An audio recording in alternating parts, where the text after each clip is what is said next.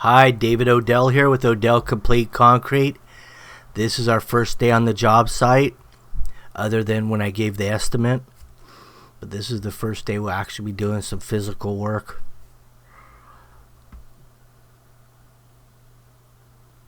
It's going to all be concrete back here, all the way to that raised planter edge there. And they have a major drainage problem because both side yards of this house are sloped backwards into the backyard. So there's no way of the water to drain out. And initially when I did the estimate, the owner was telling me that the water came within a ½ inch of running through the house and out the front door. That would be the only way to get the water out of here. Or it just builds up within a ½ inch, and then I think it eventually comes out the side yard. But it's about 6 inches deep of water in the backyard before it runs out. So we're going to be putting a drain system in here. We can't run the drain out the front because there's no way to get the drain out the front. Luckily this house, the back of the property line wall, backs up to another street, so we're going to take the drain out of the back property line wall. Luckily I have this mini tractor here, 36 inches wide.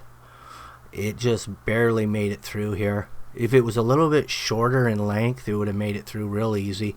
It's when you start turning it, it's when you run into a little trouble.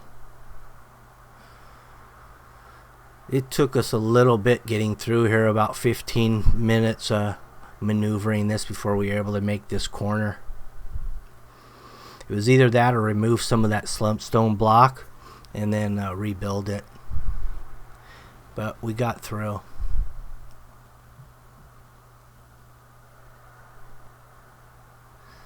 Now this is something you don't want to take a scoop of dirt out and then try to keep running back and forth from the back to the front yard in this tractor. You're bound to hit the wall, so I'm just going to scoop up the dirt, dump it into a wheelbarrow, and run wheelbarrows to the front.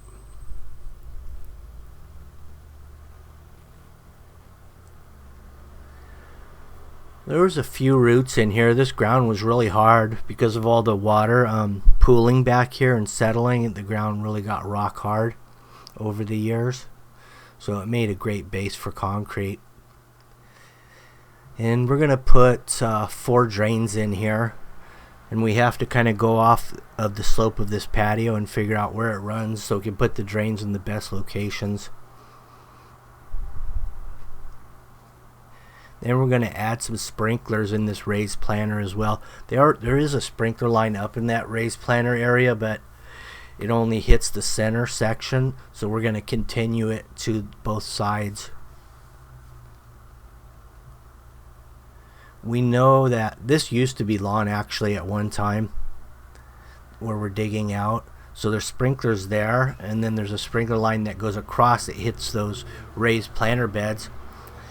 We're going to hit those for sure digging this out, and we have to decipher what lines we want to keep and what lines we don't want to keep. We had 2 stations back here, and they're right by that patio slider. There's 2 stations. We really only need 1 now. So the way this was set up is half of the yard with the planters came on with 1 valve.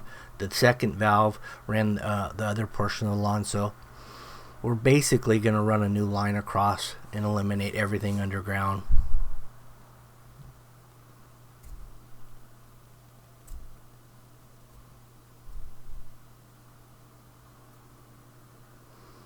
Now I've got the laser level out, the good old Johnson. And what I'm going to do with that is I'm going to first figure out which direction that patio is sloping, because it's not level from side to side.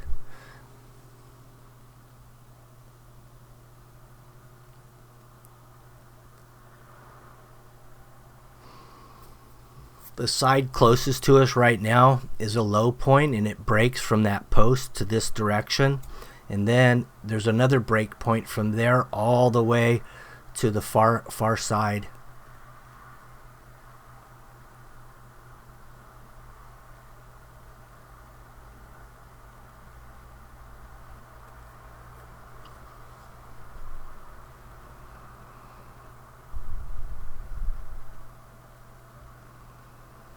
So those are some of the old sprinkler lines.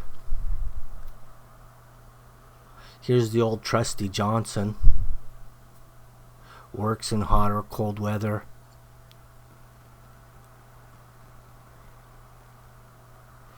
Right now I've established the edge of patio existing, and now I've just held it there and measured down. I'm just kind of thinking about where the actual drain goes right here, and I know I want probably about 1% of slope to wherever my drain goes from the low points in the patio. And because we have those redwood dividers there, and those are good crack points, since we're going to be adjoining that existing patio, and we're going to have a control joint off of those redwoods coming straight across the new concrete. I'm going to put a drain at those locations in line with that redwood strip. And those redwood strips are going to be coming out. You can see they're rotted out anyway, so we're going to knock them out and we'll put concrete in place of those. So right now we're measuring down the depth to see if we've got enough dirt removed, and also that's a drain location. I want to keep the drains close to the edge of patio existing. That way I don't have to remove as much dirt at the high side, which is along that raised block planter. Now if you had moved the drain closer to the planter, you would have to go down deeper along the planter area, which you'd probably expose the footing, and then it'd be difficult to even get concrete over it. So by staying a further distance from that raised wall, you can go up higher and still have the same percentage of slope.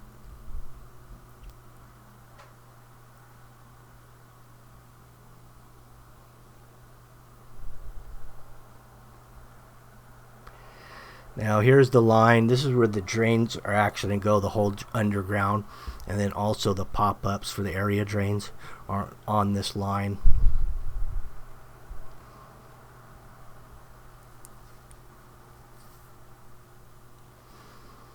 The line's not set to elevation, it's just there for a straight line, so all the drains will pop up and look straight.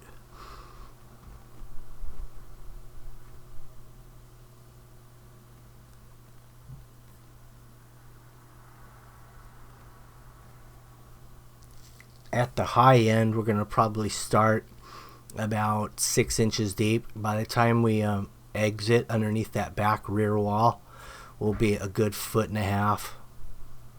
So we're going to dig underneath this raised planter, and then we're going to have to core through the property line wall with a 3.5 inch core, which I have another guy that specializes in that, and he'll be coming out here to do that for us.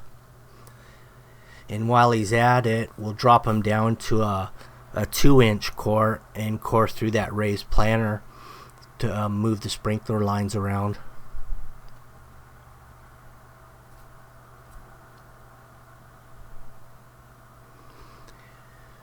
We have one 90-degree turn on the drain, and then the rest are 45s. Also, as we pass through that raised planter area with the drainage system, I'll actually put another area drain in the raised planter area. Not necessarily just for drainage, but it's a good access point for clean outs as well. Like if you ever get clogged up or it's slow running, you can push hoses through these, because they all have removable grates. So I always think about where can you push a water hose through. If I have a 90 and I don't have an access point beyond that 90, it's hard to get a water hose to go around that corner. So I always put another upright, so that way you can have access through the whole pipe with just a typical water hose.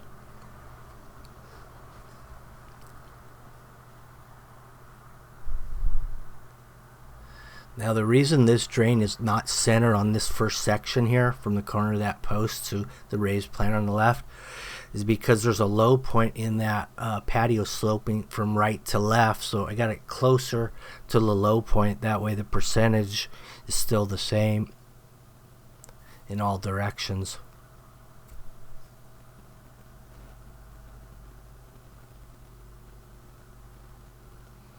Now the nice thing about having your area drain at those locations with the redwood, that's where your joints will go as well. So they'll line up with the area drain and the redwood dividers, which is a prime crack point.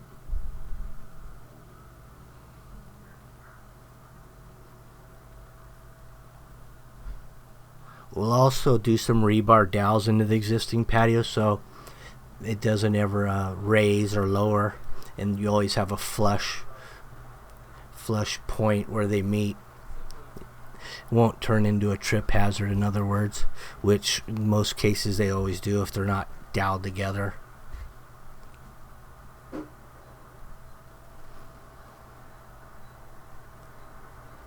There's that 90, there's the 45, there's an area drain there for a clean out, and then we'll just do one more in the raised planter area.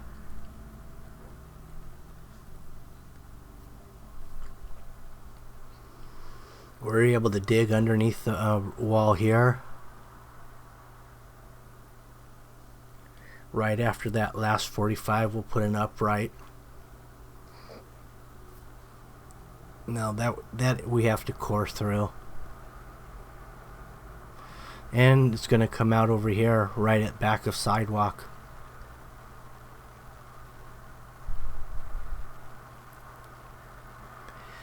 Now right here we're working on extending the sprinkler lines. We're trying to locate one that we found there, but we never did locate it, so we just abandoned that line entirely. And then we just pulled it off of the existing that we knew we could see, which was the existing riser on that upper level.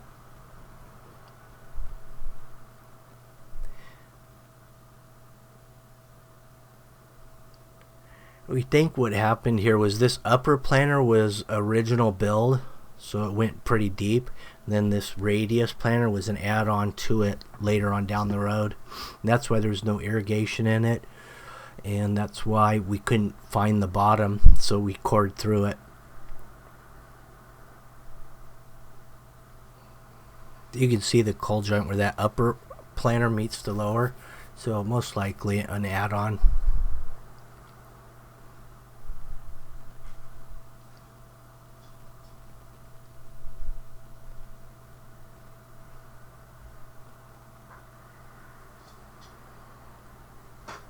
The type of spray heads I use on this one was a strip spray head, and it had a 4-foot width and 15 feet both directions.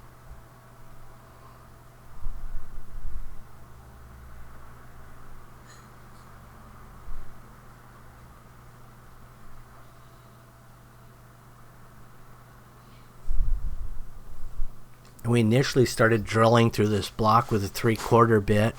And then since the concrete coring guy was going to be coming anyway, we decided to let him go ahead and core it with a 2-inch to give us a little play for that 3/4 going through there. Now here comes the base, which I usually don't use, but we had some extra. And this is the base you would use on artificial turf. It's finely ground concrete. And since we didn't need a lot of base, the fines worked really nice in here because we just skim coated it for about a 1/2 inch thick all the way through, which gave us a really nice concrete curing. Cured it out real evenly. Sometimes when you pour it on native, you'll get wet spots in the dirt, and then the concrete will dry a little more unevenly depending on the soils. So when you can drop some base on there, she cures out a little bit more even. Inevitably, it'll all be the same though. Just makes it trickier to finish it. Here's your coring. And that's just to get our sprinkler line through without having to dig down 2 feet to find the bottom of that through lots of roots. Now we had to open this trench up a little bit more just to get the coring machine down in there.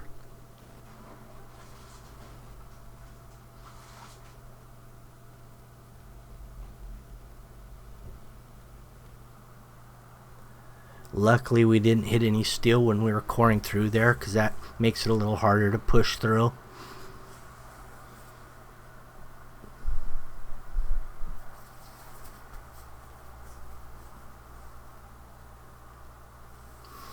we did 3 different setups for this drain outlet. Initially we had that coming up, which is technically how they should be.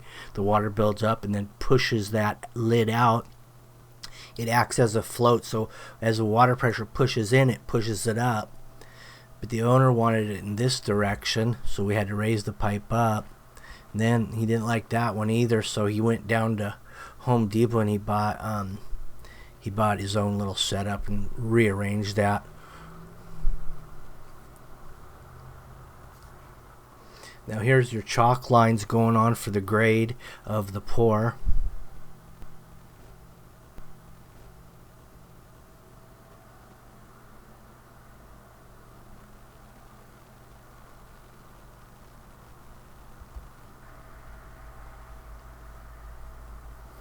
So that outside chalk line is actually higher than the existing patio, because we got to get, everything's going to slope to the drains.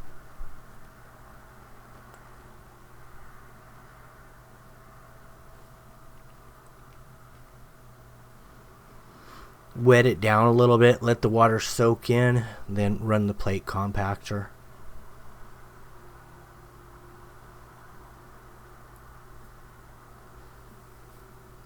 This was the day after, I think, Cinco de Mayo we did this. And the nice thing is the owner came out and he had some extra stuff from a party. Chips, dips, and we got all that.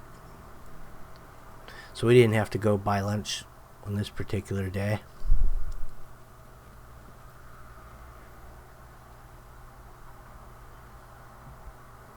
Now this is number 3 rebar, which is 3/8.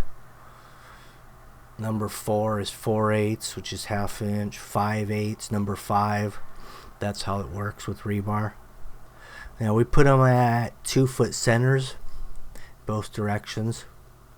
And then on our concrete mix, we're going to use it's basically a 3/8 minus rock that's going into it, and it's going to be 3,000 psi, which is about 6.5 sacks of cement per cubic yard.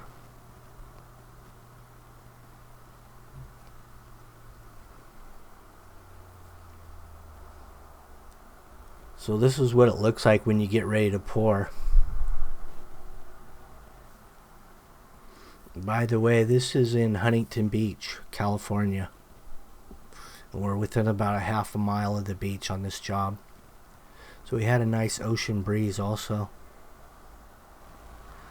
See, I've got some corner bars on those protruding corners of the patio. That helps. It's kind of a crack preventative measure. Double 45 bars on an angle there.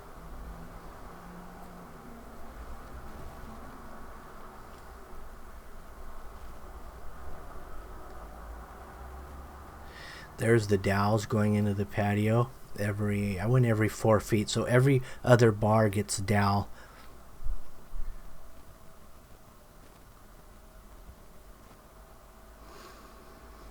Just drill and drive. So it's 3/8 bars. I use the 3/8 drill and drive them in, and they stay. Anyways, thanks for watching. Stay tuned for part 2. That's the pour day, and she's a real beauty. Have a good one.